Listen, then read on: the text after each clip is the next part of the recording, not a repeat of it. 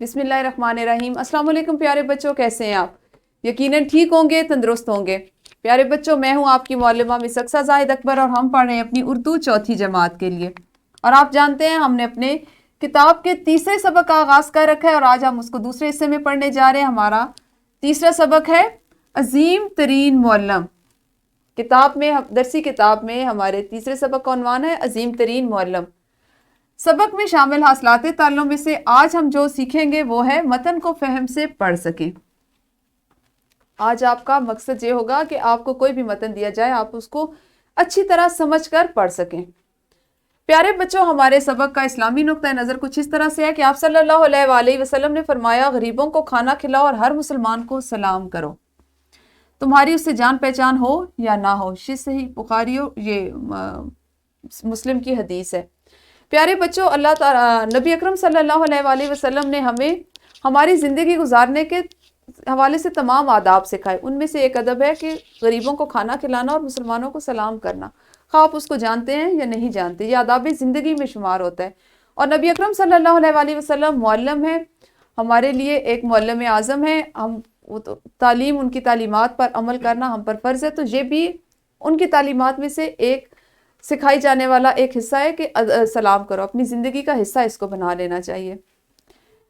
پیارے بچوں، کل آپ نے پڑھی اس میں ضمیر کی حالتیں، ہم پہلے اس کی دہرائی کرتے ہیں اور آپ مجھے بتائیں گے کہ اس میں ضمیر کی کل کتنی قسمیں ہیں، ان کے نام بتائیں اور ایک ایک مثال دینی ہے۔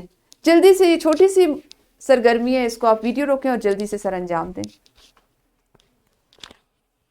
جی یقیناً آپ نے اس سرگرمی کے ذریعے اس میں ضمیر کی دہرائی کر لی ہوگی۔ اب آپ مجھے یہ بتائیے کہ آپ کو جماعت چہارم میں کتنے اساتذہ پڑھاتے ہیں؟ شاباش، زبردست۔ اور آپ کی پسندیدہ استانی کون سی ہیں؟ آپ کو سب اساتذہ میں سے سب سے زیادہ آپ کی پسندیدہ استانی کون سی ہیں؟ بہت خوب۔ آپ انہیں کیوں پسند کرتے ہیں؟ کیا وجہ ہے کہ آپ کو وہی سب سے زیادہ اچھی لگتی ہیں؟ کیا انہوں نے کبھی آپ کو ڈانٹا ہے؟ اور آپ سوچیں، اس بات پہ غور کریں کہ اگر سارے اساتذہ، ویسے تو جو اساتذہ کرام ہیں وہ ڈانٹتے نہیں، آپ اس بات پہ غور کیا کریں کہ وہ آپ کی اصلاح کے لیے، آپ کی بہتری کے لیے کبھی ہلکا سا آپ کو جھڑکتے یا ڈانٹتے۔ اگر سارے اساتذہ ڈانٹنا بند کر دیں تو آپ کو کیسا لگے گا؟ پھر اصلاح کا پہلو ختم ہو جائے گا۔ آپ کو اگر سمجھایا نہ جائے، آپ کو روکا نہ جائے، آپ پہ ذرا سی سختی نہ کی جائے تو اصلاح کا پہلو کم ہو جائے گا۔ جی پیارے بچوں، ہم نے بھی آج پڑھنا ہے عظیم ترین معلم یعنی حضرت محمد مصطفیٰ صلی اللہ علیہ وآلہ وسلم۔ سبق کے پڑھائی سے پہلے ہم اس کے خاص الفاظ کو دیکھ لیتے ہیں۔ سب سے پہلا لفظ ہے مبعوث، روشناس، باسط اور مختص، صفا اور سالار۔ یہ وہ الفاظ ہیں جو ابھی آپ پڑھائی کے دوران میں ان کو پڑھیں گے۔ پیارے بچوں، ہم آج اپنے سبق کی بلند خوانی کریں گے اور آدھے حصے کو آج ہم پڑھیں گے۔ ہمارا آج صرف آدھا حصہ شامل ہوگا۔ آپ اپنی کتابیں کھولیے، اپنے سامنے رکھیے، میں مثالی بلند خوانی کرتی ہوں اور آپ اس کے بعد اپنی معلمہ کے ساتھ اس سبق کی پڑھائی کریں گے۔ حضرت آدم علیہ السلام سے لے کر حضرت محمد خاتم النبیین صلی اللہ علیہ وآلہ وسلم تک تمام انبیاء دین کے راہبر بنا کر بھیجے گئے، مگر حضرت محمد خاتم النبیین صلی اللہ علیہ وآلہ وسلم کو پوری دنیا کے لیے ایک عظیم معلم بنا کر مبعوث فرمایا گیا۔ آپ صلی اللہ علیہ وآلہ وسلم کو پوری انسانیت کو راہ ہدایت دکھانے کے لیے بھیجا گیا۔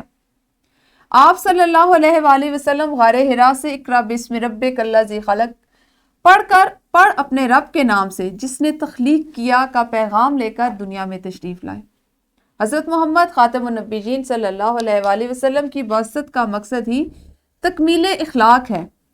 آپ صلی اللہ علیہ وآلہ وسلم نے جو خود ارشاد فرمایا، انما بعثت معلما، بے شک مجھے معلم بنا کر بھیجا گیا۔ حضرت محمد خاتم النبیین صلی اللہ علیہ وآلہ وسلم نے مسلمانوں کو قرآن مجید کی تعلیم دی۔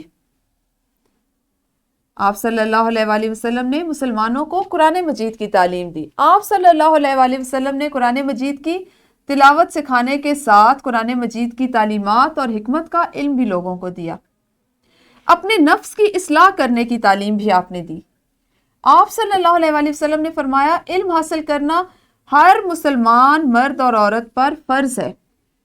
جو وہ علم جو اللہ کے نام سے شروع ہوتا ہے، علم کے ذریعے انسان کو اللہ تعالیٰ کا قرب حاصل ہوتا ہے، یعنی اللہ کی قریب ہوتا ہے، وہ انسان اللہ تعالیٰ کی ذات، صفات اور کمالات سے روشناس ہوتا ہے، یعنی واقف ہوتا ہے۔ پیارے بچوں، یہاں تک جو سبق کا حصہ ہے یہ ہمارے آج کے سبق میں شامل ہے۔ آپ ویڈیو کو روکیے، پہلے اس حصے کی اپنی معلمہ کے ساتھ ان کی رہنمائی میں بلند خوانی کیجیے، اور ایسے خاص الفاظ جو آپ کو لگتا ہے کہ آپ کو ان کے معنی سے، مفہوم سے واقف نہیں ہے، ان کے نیچے لکیر لگائیے اور اپنی باری کا انتظار کرتے ہوئے اپنی معلمہ سے پوچھیں، اور وہ آپ کو مزید اس کو بتائیں گی۔ اور اگر اس سے بہتر سرگرمی یہ ہے کہ آپ ساتھ ساتھ دیکھیں اور اپنی لغت کا استعمال کرتے ان کے معنی خود تلاش کریں، ویڈیو کو روکیں اور اس کی پڑھائی کریں۔ جی یقیناً آپ لوگوں نے اس اقتباس کی پڑھائی کر لی ہوگی۔ اب آپ نے ایک سرگرمی کرنی ہے، اور سرگرمی یہ ہے کہ آپ نے 3 کے گروہ میں تقسیم ہونا ہے، اور صحابہ کرام رضی اللہ تعالیٰ عنہ آپ صلی اللہ علیہ وسلم کا ادب کس طرح کرتے تھے، آپ نے کوئی سے 5 آداب بتانے ہیں جماعت میں، گروہ میں۔ جلدی سے آپ آپس میں بات کریں، ڈھونڈیں، سوچیں، اور ویڈیو کو روک کر پہلے اس کو تلاش کریں اور اپنی معلمہ کو بتائیں۔ جی یقیناً آپ نے یہ 5 آداب اپنی معلمہ کو بتا دیے ہوں گے۔ اب آپ کی معلمہ آپ کو ایک ورک شیٹ دیتی ہیں، اس کا پرنٹ آؤٹ دیتی ہیں، آپ نے ابھی جماعت میں اس کو کرنا ہے۔ اس میں سوال ہے کہ استاد کی عزت کیسے کی جائے، سوچ کر 5 آداب لکھنے، اور کچھ الفاظ ہیں جن کے معنی آپ نے لغت سے تلاش کر کے لکھنے ہیں، ٹھیک ہے؟ آپ کو لغت کا استعمال بھی اس طرح آپ زیادہ کرتے رہیں گے تو آ جائے گا۔ اور آپ نے اس کے بعد مشق کرنی ہے۔ مشق کا سوال نمبر 1، جزو نمبر 1، 2، 3 اور 4، یہ آپ ابھی کریں گے۔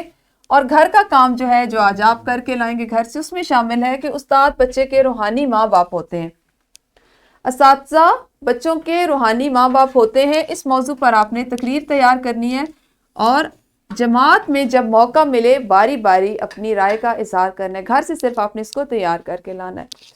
پیارے بچوں، ہمارا آج کا کام، آج کا سبق بس اتنا ہی تھا۔ کل ہم اپنے نئے سبق کے ساتھ ملیں گے، اس وقت تک اپنا خیال رکھیں۔ اللہ حافظ، شکریہ۔